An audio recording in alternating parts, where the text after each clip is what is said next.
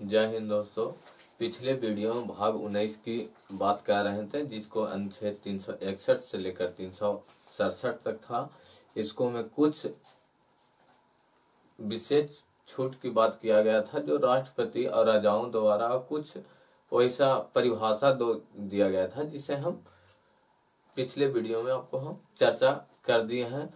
जिसके तहत 361 में राष्ट्रपति, उपराष्ट्रपति और राष्ट्राध्यक्ष को छोड़ दिया गया था, और उसमें राजदूत आ गए थे। फिर राजाओं को छोड़ दिया गया था, अंतर्राष्ट्रीय संधि में छोड़ दिया गया था, और बड़े बंदरगाह किसके अंदर में रहेंगे, वायुपतन किसके अंदर में, केंद्र सरकार के अंदर में नियंत्रित में रहते हैं। और उसके बाद 365 में केंद्र सरकार का दिशा निर्देश जब राज्य नहीं मानती है तो उस पर राष्ट्रपति शासन की बात किए थे।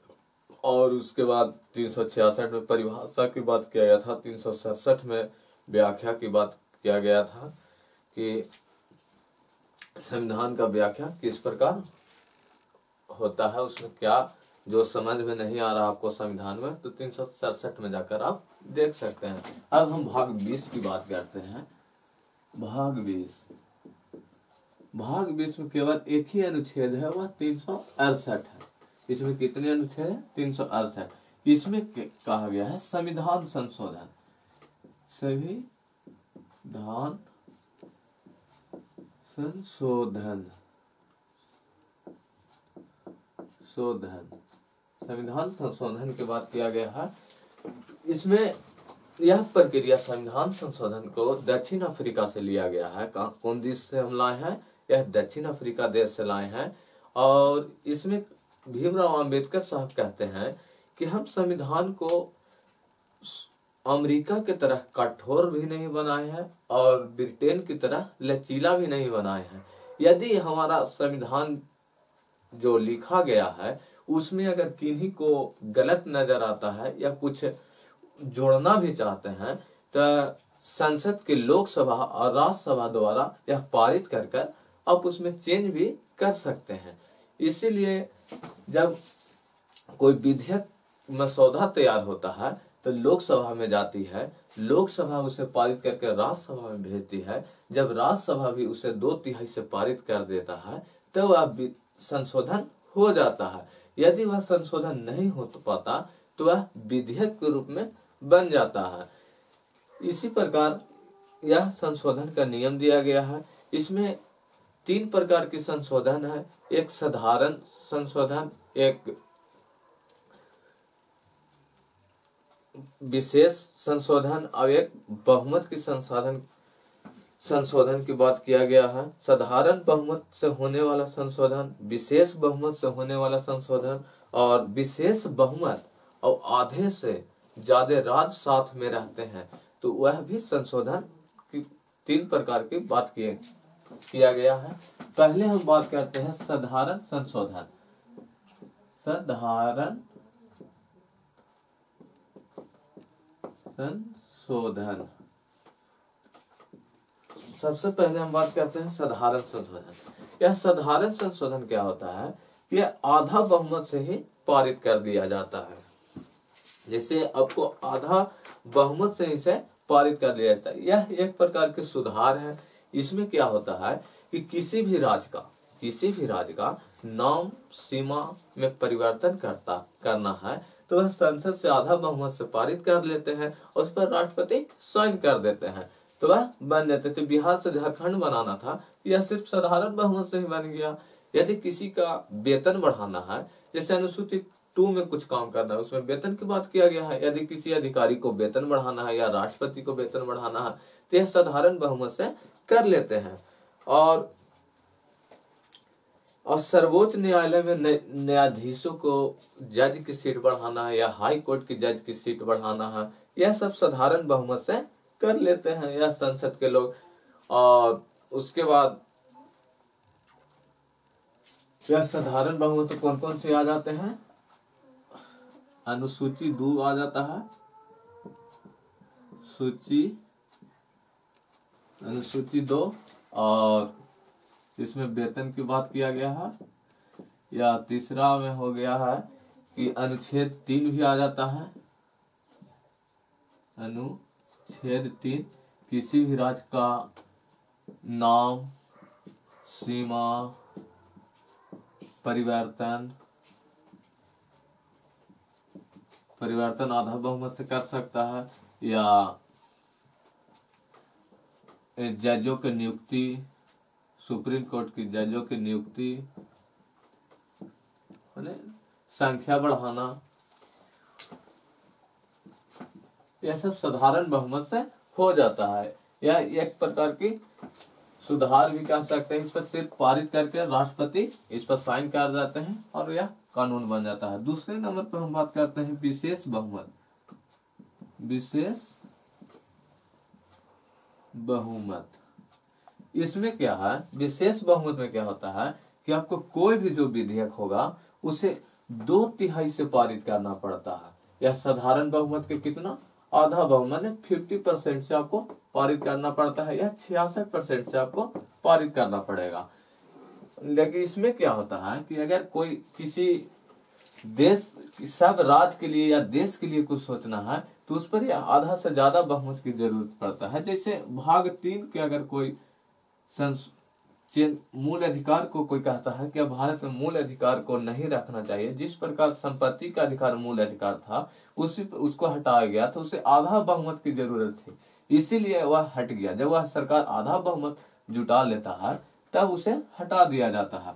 लेकिन विशेष बहुमत इसी प्रकार से होता है। जैसे भाग 3 में अगर कुछ संशोधन करना है, या भाग 4 में जो सरकार उस कल्याण के लिए पैसा देती है तो उसमें कुछ सुधार कर सकती है।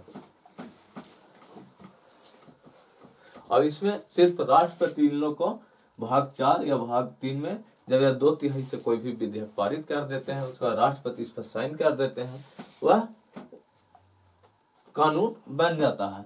तीसरा नंबर पर आता है विशेष बहुमत के साथ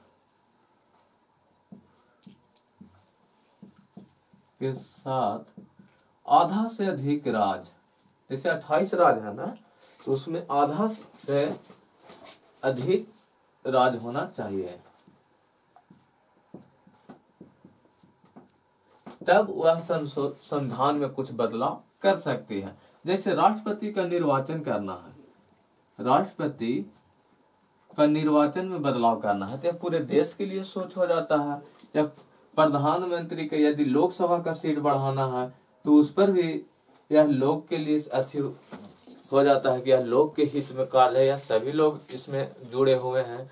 यदि कोई भी टैक्स लाना है, जैसे जीएसटी को पारित करने में, यह तो मनमोहन सिंह के समय से आया था, लेकिन उस समय बहुमत नहीं थी, और जब यह बहुमत आ गया तो वह फिर जब मोदी जी का सरकार आया था यह टैक्स पारित हुआ। यह जब टैक्स लागू होता है तो सभी राज्य पर यह आधारित होता है, इसीलिए इसे विशेष बहुमत की जरूरत पड़ता है, और इनमें राज्य को भी शामिल कर लिया जाता है।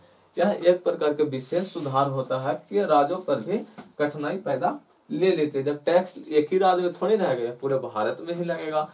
यदि विधायिका में कोई सुधार करना है, विधायिका प्रणाली में कोई सुधार करना है, या न्यायपालिका में कोई सुधार करना है, न्यायपालिका में कोई सुधार करना है, जैसे विधायिका, न्यायपालिका और कार्यपालिका में कोई सुधार करना है, इस प्रकार के जो सुधार होती है, यह सुधार विशेष बहुमत और साथ राज्य की जरूरत पड़ता है। यदि कोई विधायिका में कहता है कि अब संशोधित कर दे कि अब जो विधायिका में जो भी प्रतिनिधि खड़ा होंगे उन्हें 1 साल के बाद ही चुनाव होगा, इसके लिए तो बहुत दिक्कत होगा। 1 साल के लिए कौन उतना खर्चा करेगा, वह जाते ही समय पता नहीं चलेगा। इसमें यदि कोई चेंजिंग भी करना है तो विशेष 2/3 तो चाहिए, प्लस आधे राज्य को भी अनुमति चाहिए। यदि कोई कहता है राष्ट्रपति के निर्वाचन में लोकसभा राज्यसभा भाग नहीं लेकर अब सिर्फ विधानसभा भाग लेगी या विधान परिषद भाग लेगी, लोकसभा राज्यसभा नहीं लगे, तो इसमें भी संशोधित किया जाता है कि यह जो भी होगा ये पूरे देश के राष्ट्रपति हैं, तो इसलिए कोई भी सोचना है इसे बहुमत, इसमें राज्य के भी साथ चाहिए कि हम लेंगे कि नहीं। यदि कोई कह दे कि विधानसभा आप कोई राष्ट्रपति के चुनाव में भाग नहीं लेगी तो इस पर पूरा राज्य ही पारित करेगा कि ये गलत कर रहा है कि सही। यदि कोई न्यायपालिका की बात करता है कि जजों को अब जो होगा वह वोटिंग के अनुसार नोटिंग किया, उससे जनता लोग वोटिंग करेंगे, इसीलिए इस पर जो भी कार्रवाई कर सकते हैं तो आधा से राज्य यह गलत होगा कि सही होगा। यह जब यह पारित होगा तो इसीलिए कोई भी गलत कानून आता है तो उसको में विपक्ष पार्टी को भी मजबूत होना सपोर्ट चाहिए, जिस कारण से वह आपको विधेयक पारित करा दे। नहीं तो अन्यथा पारित जीएसटी पारित करने में बहुत समय लगा था, क्योंकि किसी भी सरकार को आधा बहुमत 2/3 बहुमत तो होता ही नहीं है, होता अभी तक कोई प्राप्त ही नहीं कर पाया है, इसलिए विपक्ष को साथ लेना पड़ता है। यदि 2/3 जब जिस समय बहुमत पारित हो जाएगा तो मूल अधिकार भाग और फिर नीति निर्देशक तत्व में सुधार कर सकता है, लेकिन पूरी तरह से किसी भी आधा राज्य में भी उनका सरकार आएगा तो वह एकात्मक, कहे कि हमारा व्यवस्था तो संघात्मक है, लेकिन वह फिर एकात्मक दृष्टि से देश बनने की ओर चल जाता है और बर्बादी की ओर तरफ बढ़ने लगता है। जिस कारण से ये सब सुधार करने के लिए भीमराव अम्बेडकर पहले ही कह दिए थे कि हम अमेरिका की तरह कठोर और ब्रिटेन की तरह लचीला नहीं बनाए हैं इस भारत के संविधान को। अगर आप इससे नारुष्ट हैं तो इसमें आप बहुमत लाइए, बहुमत ला के इसे पारित भी कर सकते हैं। अब हम बात करते हैं इसके बाद कि इसमें कितने संशोधन हुए। अभी तक 106 संशोधन हुआ है, जिसको हम बात करेंगे अगले वीडियो में, इसलिए आपको हम यहीं पर यह सूचित करें कितने प्रकार के संशोधन किए जाते हैं।